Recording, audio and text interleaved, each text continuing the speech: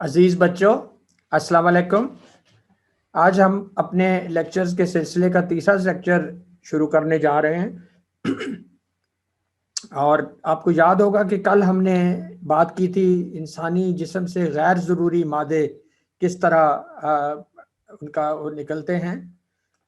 तो उस सिलसिले में हमने ये बात की थी कि ख़ास तौर पे ठोस मादे जो हैं वो हमारे जिस्म में निज़ाम हज़्म से यानी पेट के ज़रिए खारिज होते हैं। इसके बाद हमने बात की थी कि गैस जो है सांस के ज़रिए, जिसमें कार्बन डाइऑक्साइड है, वो सांस के ज़रिए खारिज हो जाती है। कार्बन डाइऑक्साइड इंतहाई नुकसानदेह है, जहरीली गैस तो नहीं है, लेकिन अगर ये ज़्यादा मकदार में मौजूद हो तो ये हमारे लिए हमारी ज़िंदगी को के लिए ख़तरा बन सकती है। आपने कई दफ़ा सुना होगा कि कोई लोग कुएं में नीचे गए और वहाँ पे वो दम घुटने से मर गए, तो वो असल में वहाँ पे कार्बन डाइऑक्साइड जमा हुई होती है, जिसकी वजह से वो जिंदा नहीं रह पाते। इसके बाद आखिर में हमने देखा कि जो माया शक्ल में यानी लिक्विड शक्ल में जो हमारे वेस्ट हैं वो किस तरह खारिज होते हैं। तो वो हमने कहा था कि वो पेशाब के निज़ाम से खारिज होते हैं, पेशाब के ज़रिए खारिज होते हैं। तो हमने फिर पेशाब के निज़ाम को स्टडी करना है इस लेक्चर में।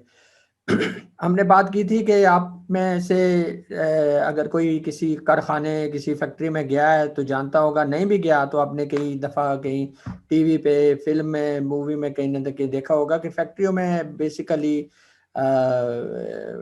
मिसाल के तौर पे जो कंपनियां हैं जो कपड़े एक्सपोर्ट करती हैं, तो उन्होंने बेशुमार कपड़े की सिलाई की मशीनें लगाई होती हैं।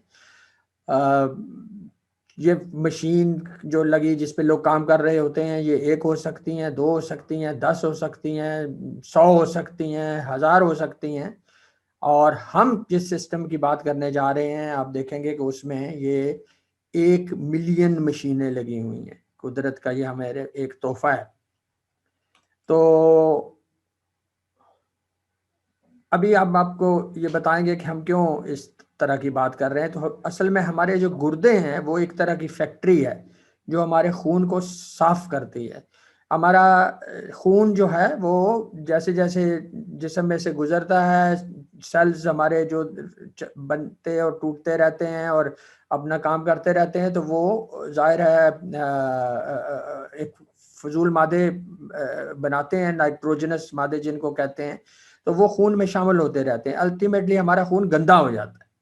तो अब हमें खून को एक तरह से धोना है, खून को साफ करना है, उसमें से गंदी चीजें बाहर निकालनी है और साफ खून को दोबारा जिस्म में गर्दिश करवाना है। तो ये काम जो है कि खून को धोना या खून को साफ करना, ये हमारे गुर्दे करते हैं, इसलिए इसको फैक्ट्री कहते हैं। जैसे हमने कहा, मकसद इसका खून को साफ करना है और फ़ायदेमंद अशिया को खून में शामिल रखना है और फालतू मादों को पेशाब के साथ खारिज कर देना है। अब ज़रा गौर करिए कि खून हमारा लाल रंग का होता है और पेशाब हमारा बिल्कुल शफाफ होना चाहिए, बिल्कुल शफाफ होता है, दुरुस्त। तो इसका मतलब ये है कि हमारे जो ज़रूरी मादे हैं, रेड ब्लड सेल्स और चीज़ें हैं, वो खून में शामिल रह गई और जो नुकसानदेह चीज़ें थी वो पानी में हल हो गई। और वो हल होने के बाद उनका रंग जो है वो कोई रंग नहीं होता, इसलिए पानी की पेशाब की शक्ल पानी की तरह की होती है। अब जो फैक्ट्री हमारी गुर्दे वाली फैक्ट्री है, इसमें जो मशीन लगी हुई है, जैसे आपने पहले बताया कि कोई कपड़े सिलाई वाली फैक्ट्री होगी तो उसमें कपड़े सिलाई करने वाली मशीनें लगी होंगी, लेकिन हमारे गुर्दे में जो मशीनी यूनिट लगा हुआ है उसका नाम है नेफ्रॉन। अभी हम देखेंगे कि नेफ्रॉन की साख्त क्या है, इसकी शक्ल क्या है, ये कितना बड़ा है। और ज़रूरी बात जो बताने वाली है वो ये है कि एक गुर्दे में तकरीबन 1 मिलियन, यानी कि 1000 ये नेफ्रॉन्स होते हैं, 1 मिलियन। तो अब हम देखते हैं कि पूरा जो यूरिनरी पेशाब का सिस्टम है, पेशाब का निज़ाम है, वो है कैसा। तो पेशाब का निज़ाम बेसिकली 4 चीज़ों पर मुश्तमिल होता है। इसमें सबसे ज़रूरी है, पहला है ये गुर्दे। गुर्दे 2 होते हैं और फिर उसके बाद आ गया मसाना, और उसके बाद मसाने से जो मसाने को जो चीज़ जोड़ती है, इसको यूरेटर कहते हैं, और यानी कि गुर्दे को मसाने को, गुर्दे और मसाने को मिलाने वाली नलियां दो कह लें, इनको यूरेटर कहते हैं। और इसके बाद इस आखिर में जो मसाने से एक नली जाती है जो जिससे पेशाब फिर खारिज हो जाता है। तो ये बेसिकली 4 सिस्टम, जिसमें सबसे ज़रूरी, सबसे अहम जो है वो गुर्दा है। तो हम ज़रा थोड़ा सा गुर्दे की तफसील देखेंगे। इससे बेहतर कि हम आगे चले कि मैं आपसे पूछना चाहूँगा कि आप कोई मुझे जवाब दे सकते हैं कि एक बड़े बंदे की, इंसान का गुर्दा तकरीबन कितना बड़ा होगा? कोई अंदाजा है किसी को?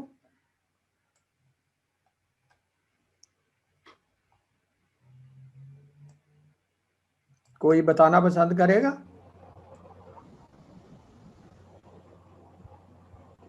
जी जी बेटे, लोबिये के बताइए दाने जितना। जी।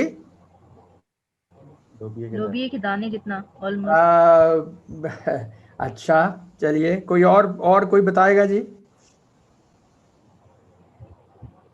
नहीं, आप थोड़ा सा अंदाजा करें ना कि अगर ये लोबिये के दाने जितना हो तो चाहे नेफ्रॉन्स हमारे 1 मिलियन उसमें समोने हैं, और वो बहुत छोटे से छोटे भी हों तो जरा थोड़ा सा मुश्किल हो जाएगा, तो थोड़ा इससे बड़ा करें जरा।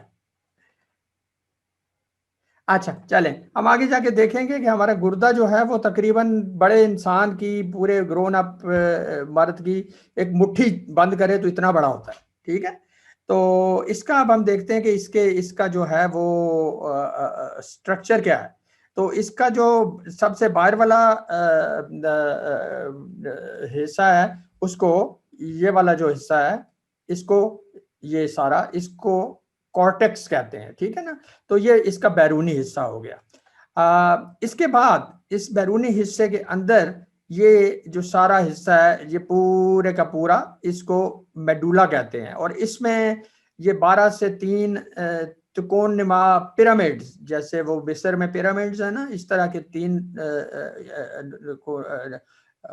4 कोनों वाले, ये जैसे आपका टेट्रा पैक होता था किसी जमाने में दूध का, 4 कोनों वाला वो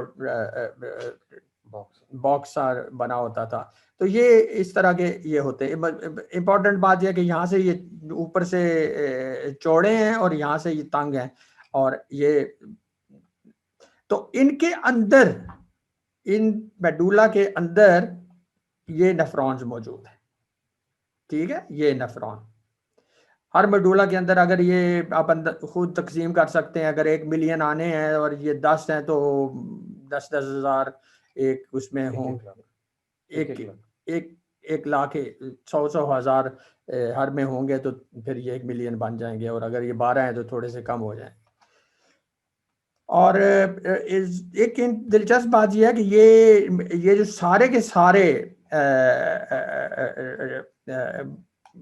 ये मेडुला हैं, के अंदर ये जो रीनल त्रिकोण है, इनके ये सिरे यहाँ पे जाके ये रीनल पेल्वस जिसको हम कहते हैं, इसके अंदर खुल जाते हैं। ये एक तरह का फनल है। तो फनल में आपको पता है कि इस तरह की शक्ल होती है, और उसके नीचे एक फिर नली होती है।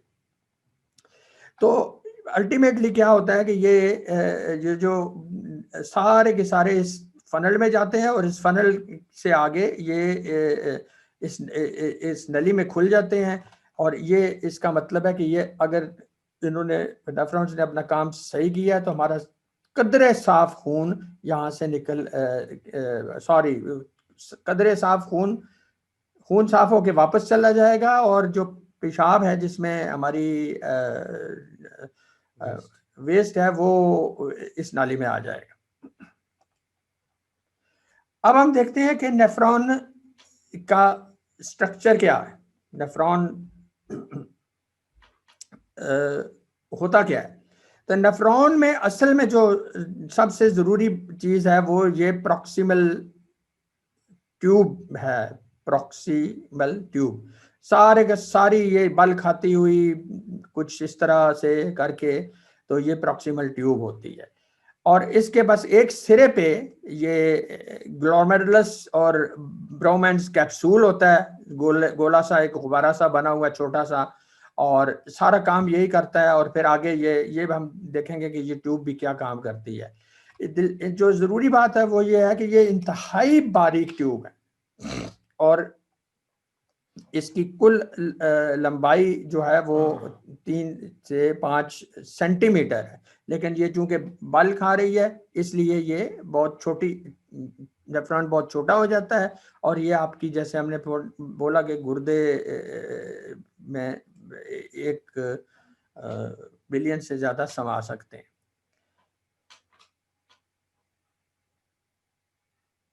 अब हम थोड़ा सा ये जानने की कोशिश करते हैं कि एक्चुअल जो है खून साफ, जब हम कहते हैं पेशाब कैसे बनता है, तो इसको हम यूं भी कह सकते हैं कि हमारा खून कैसे साफ होता है।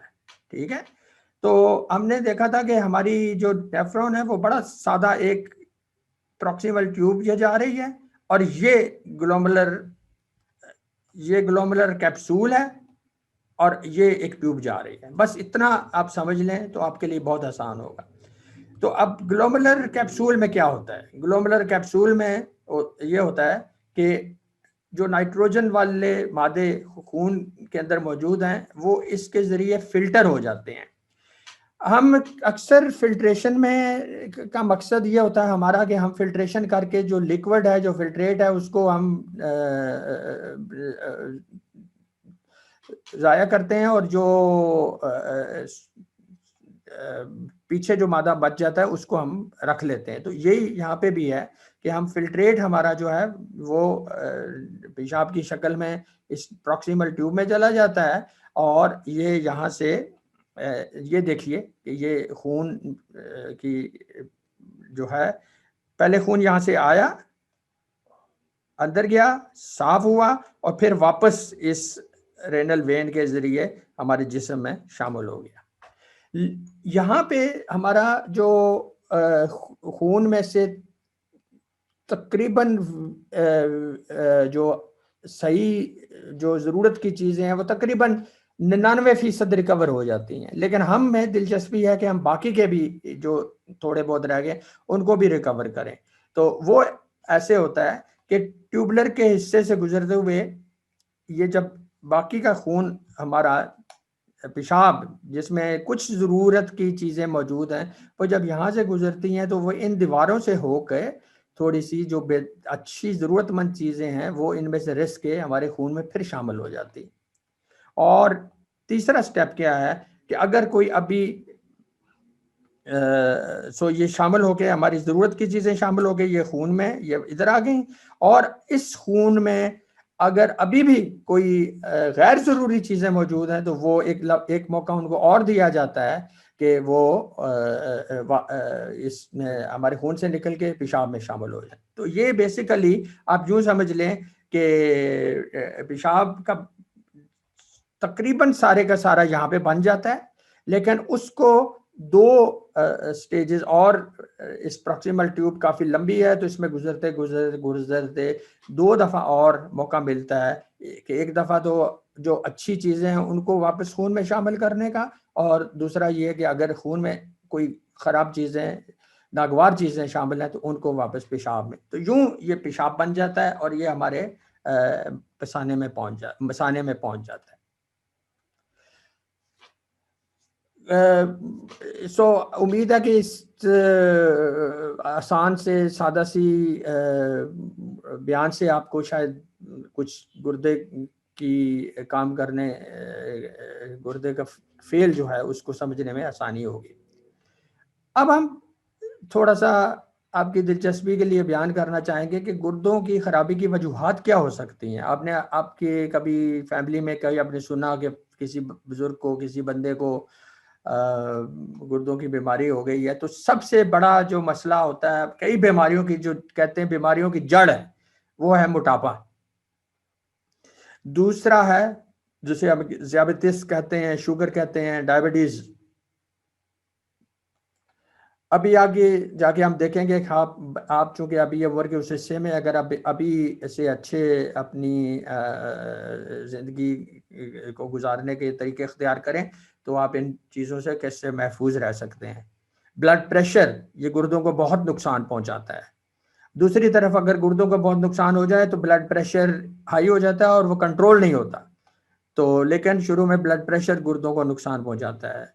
इसी तरह उम्र के साथ या किसी और वजह से अगर हमारी आर्टरीज जो हैं वो हार्डन हो जाएं, खून की रगें सख्त हो जाएं, तो हमारे जो है वो गुर्दों में प्रॉब्लम आती है।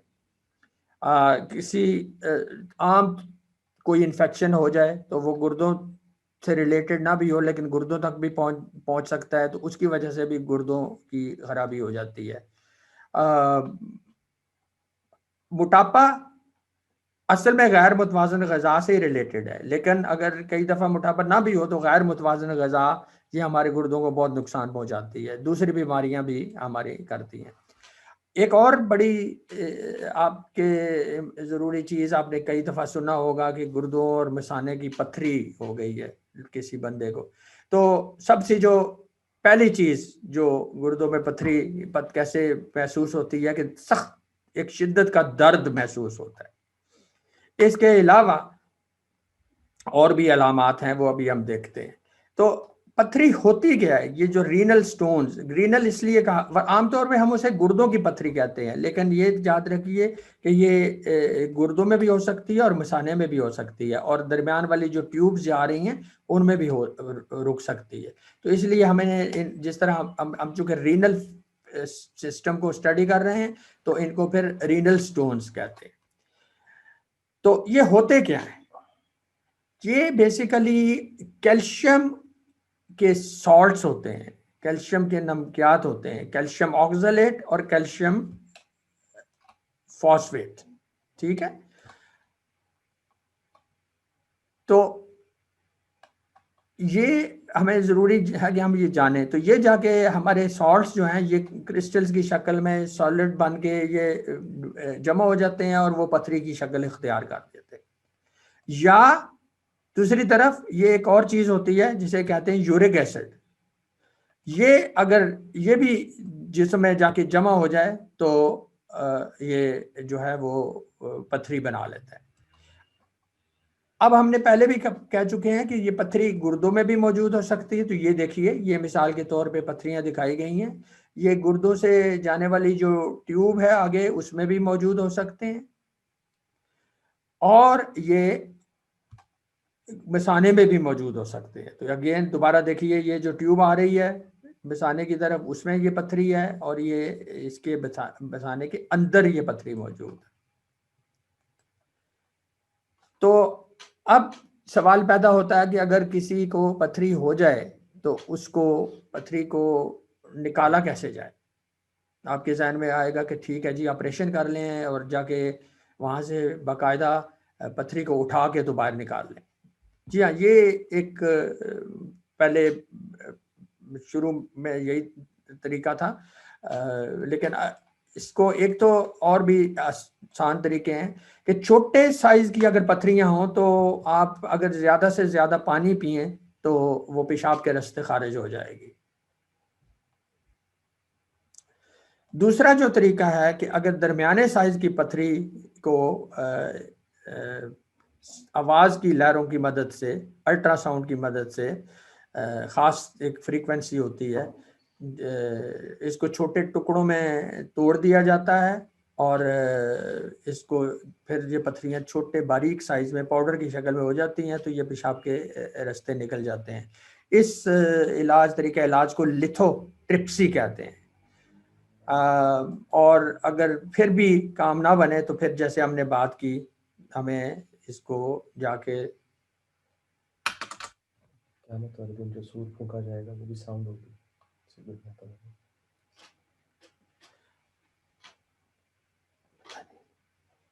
एक और जो दिलचस्प बात आपको बताने चाहते हैं कि कहते हैं कि क़यामत वाले दिन जो सूर फूंका जाएगा वो भी इसी तरह की अल्ट्रासाउंड की वेव्स की शक्ल में होगा, और वो सब चीज़ों को तहस नहस कर देगा।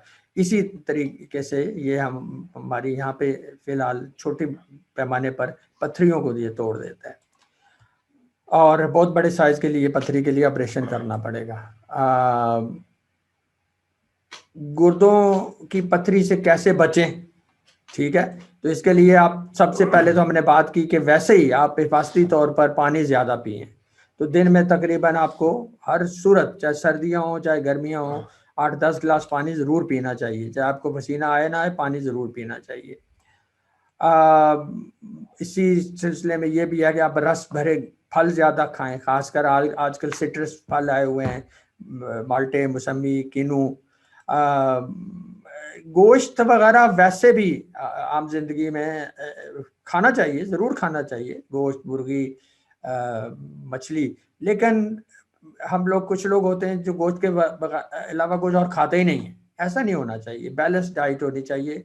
गोश्त में थोड़ा सा एहतियात बरतें और साथ सब्जी खाएं। दूध और दही ये खूब पिएं, ठीक है, दूध बहुत पिएं, दही का इस्तेमाल करें। और एक और चीज़, ये चीज़ वही जो हम पहले भी बात कर चुके हैं, खाने बैलेंस डाइट और ज़ियाबतीस और चीज़ें, तो खाने में नमक और चीनी कम रखें। और एक मेरी आपको एडवाइस होगी कि आप अभी से आप ये आदत डालें कि मीठे शरबत, पैकेट वाले जूस और कोला बिल्कुल मत पिएं। और ख़ास तौर पे कोला इतना नुकसान है गुर्दों के लिए, इसमें इस वक्त असल में फॉस्फेट होता है। तो आपने देखा कि एक पत्थरी जो बनती थी कैल्शियम ऑक्जेलेट और कैल्शियम फॉस्फेट से, तो ये भी बहुत कम मिकदार में इनको इस्तेमाल करें।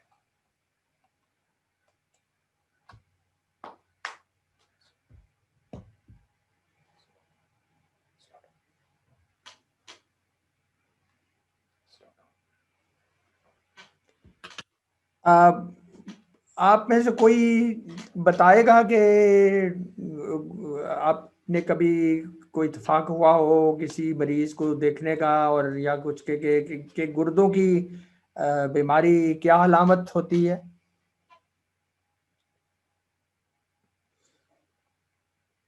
किसी को गुर्दे की बीमारी हो तो क्या वो क्या क्या बताता है? दर्द के अलावा, दर्द, शिद्दत दर्द होता है, बंदा कई दफ़ा दौरा भी हो जाता है, और कई दफ़ा दर्द नहीं भी होता तब भी गुर्दों की बीमारी होती है। अच्छा, आप मुझसे मुझे ये बताइए कि आपको कितने लोगों को कै और मतली इसमें फ़र्क पता है? मतली क्या होती है और कै क्या होती है?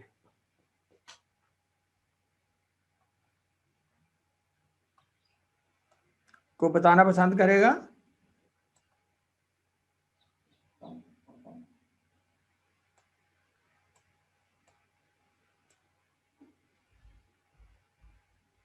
हाँ जी।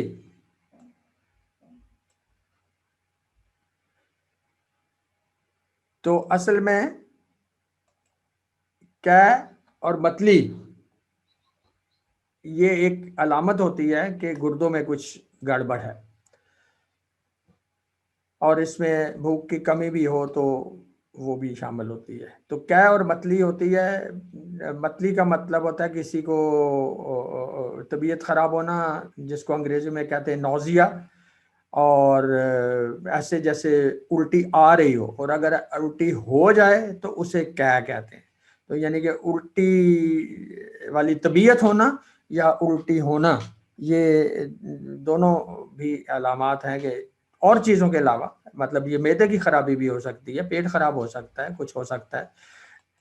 इसके अलावा आम तौर पे सुस्ती, काहली, थकान और दिमागी तेज़ी और नींद में कमी, दिमाग सुस्त हो रहा है, नींद चढ़ रही है, इसी से ऊपर वाले से ही इसका ताल्लुक है। और नींद आपको कम आती है हर वक्त, लेकिन अदरवाइज आप हर वक्त सोए सोए महसूस करते हैं।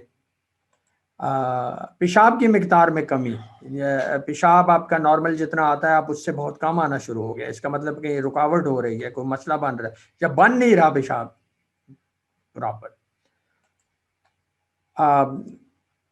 हाथ पाँव, अक्सर डॉक्टर के पास जब जाते हैं तो वो हाथों और पाँव को देखते हैं, खास तौर पे जो उम्र में थोड़े से सीनियर बंदे होते हैं उनको, कि पाँव और हाथ में सूजन तो नहीं हो गई। तो ये एक बहुत बड़ी अलामत होती है कि हमारे जिस्म में असल में यूरिया जमा हो रहा होता है, यूरिक एसिड और यूरिया, और वो खारिज नहीं हो रहा होता इसकी वजह से। इसका मतलब है कि कहीं ना कहीं कोई गड़बड़ है, हमारे गुर्दे काम सही नहीं कर रहे।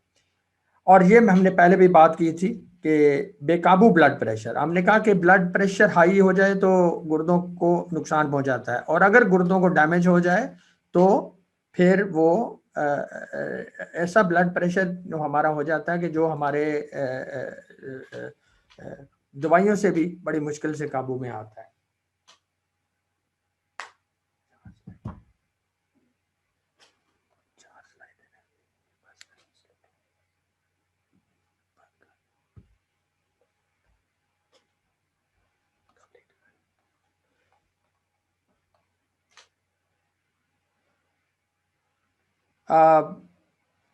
अभी हम, मेरा ख्याल है हम यहाँ पे रुक जाते हैं, और मैं थोड़ा सा आपसे, कोई किसी के जहन में कोई सवाल हो तो वो पूछ ले, क्योंकि आगे बहुत इम्पोर्टेंट चीज़ें, हम रेनल सिस्टम के बारे में ही बात करने जा रहे हैं, तो हमें ज़रूरी है कि जो कुछ हमने अभी तक बयान किया है वो हमें अच्छी तरह समझ आ चुका हो।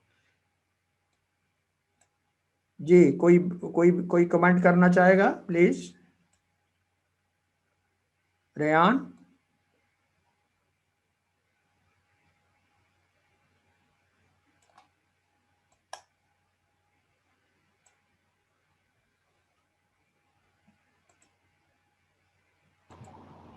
जी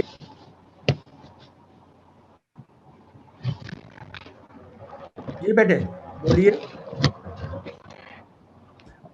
जी जोया सर बोलिए। एक फैमिली में लोग सेम उनकी डाइट होती है, जी जी। बट फिर भी उसमें से किसी एक बंदे को क्यों पथरी होती है?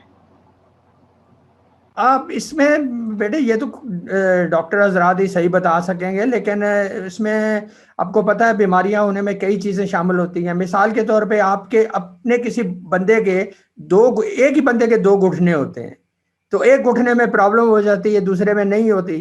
तो इसलिए ये कई अवामल शामिल होते हैं, लेकिन ये जो चीजें हमने ऊपर बयान की अगर ये हो तो उससे उसकी पॉसिबिलिटी ज्यादा बढ़ जाती।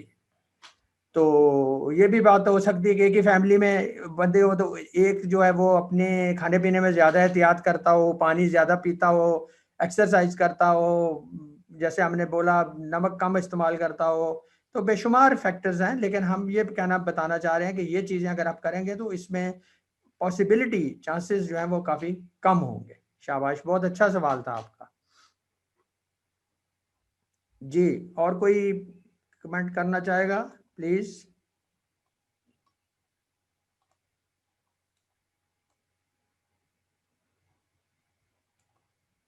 तो हम फिर आगे चलें, आज का लेसन ख़त्म करें। अब सवाल ये पैदा होता है कि अगर खुदा न खास्ता किसी को गुर्दे की बीमारी पहले हो जाए और वो दवाइयों से भी ना ठीक हो, और वो इतनी बिगड़ जाए कि अब गुर्दे अपना फिल्ट्रेशन का काम करना छोड़ दें, तो जाहिर सी बात है अगर एक मशीन ख़राब हो जाए तो फिर आप क्या करते हो?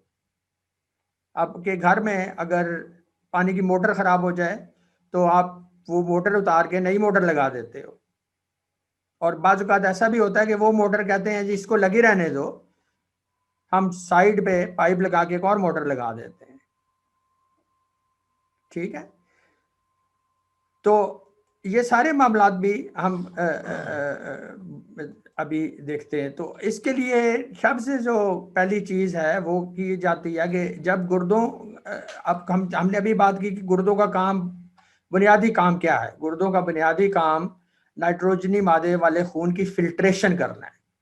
तो अगर हमारे गुर्दे काम नाकारा होने जाएं और काम करना छोड़ दें तो हमें ज़ाहिर है फिर हमें मसनूई आर्टिफिशियल, यानी कि गुर्दे तो कुदरती फिल्ट्रेशन है, हमें अब आर्टिफिशियल फिल्ट्रेशन करनी पड़ेगी।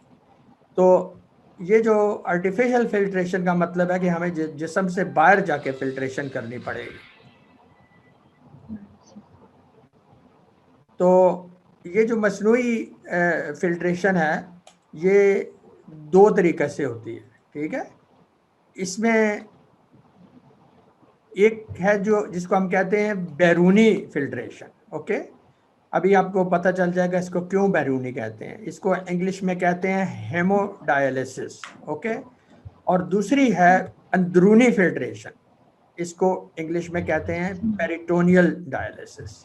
बस ये आपने याद रखना है कि डायलिसिस कर क्यों रहे हैं हम। डायलिसिस हम इसलिए कर रहे हैं कि हमारे गुर्दे सही काम नहीं कर रहे और उन्हें सख्त मदद की ज़रूरत है कि वो अपने फिल्ट्रेशन का काम